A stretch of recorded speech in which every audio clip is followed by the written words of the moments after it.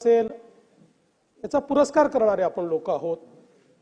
एखादं राजकीय व्यंग झालं तरी त्या व्यंगातनं आपण कधीही त्याला कुठला दुसरा रंग देण्याचा प्रयत्न केलेला नाही।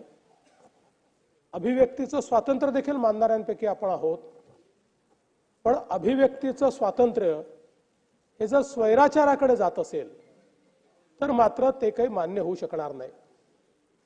खरं म्हणजे हा जो स्टँड अप कॉमेडियन आहे कुणाल कामरा, याचा जर आपण पूर्व इतिहास बघितला तर देशातल्या उच्च पदस्थ लोकांच्या संदर्भात मग ते प्रधानमंत्री असो की मुख्य न्यायाधीश असो किंवा वेगवेगळे न्यायाधीश असो किंवा न्याय व्यवस्था असो, यांच्या संदर्भात अत्यंत खालच्या दर्जाचं बोलणं, न्याय व्यवस्थेवर विश्वास राहणार नाही अशा प्रकारचं बोलणं याची कार्यपद्धती आहे। मुळात या व्यक्तीला एक प्रकारे कॉन्ट्रोवर्सी तयार करून प्रसिद्धी मिळवण्याचा हव्यास आहे आणि अशा या हव्यासातून ज्या प्रकारे राज्याचे माजी मुख्यमंत्री आणि विद्यमान उपमुख्यमंत्री माननीय एकनाथराव शिंदेजी यांना टार्गेट करत अतिशय खालच्या दर्जाची कॉमेडी करण्याचा त्यांनी प्रयत्न केला। खरं म्हणजे या कामराला हे माहिती पाहिजे की 2024च्या निवडणुकीने जनतेनेच हे ठरवून दिलं कोण खुद्दार आहे आणि कोण गद्दार आहे। हा काय महाराष्ट्राच्या जनतेपेक्षा मोठा आहे का? महाराष्ट्राच्या जनतेने हे दाखवून दिलं की हिंदू हृदय सम्राट शिवसेना प्रमुख बाळासाहेब ठाकरे यांचा विचारांचा वारसा कोणाकडे आहे आणि तो वारसा एकनाथराव शिंदेजी यांच्या नेतृत्वात शिवसेनेला त्यांनी दिला।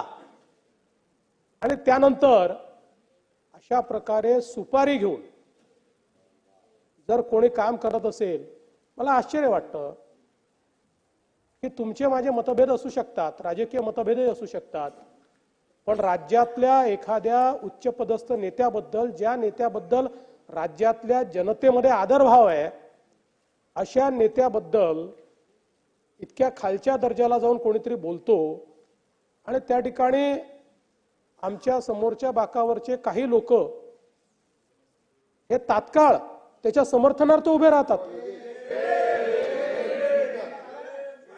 लगेच एकाचं ट्विट येतं, दुसऱ्याचा क्लिप येते, चौथ्याची क्लिप येते। हे काय कामराशी ठरवून चाललेलं आहे का कामराला तुम्ही सुपारी दिली आहे असा प्रश्न विचारण्याची वेळ या ठिकाणी आलेली आहे। आणि अशा प्रकारे मला तर आश्चर्य वाटतं की हा कामरा ते राहुल गांधी छोटं एक लाल संविधान घेऊन फिरतात, त्या संविधानासहित त्यांनी स्वतःचा फोटो ट्विट केलाय। तरी संविधान जर त्यांनी वाचलं असतं ना तर अशा प्रकारचा स्वैराचार केला नसता।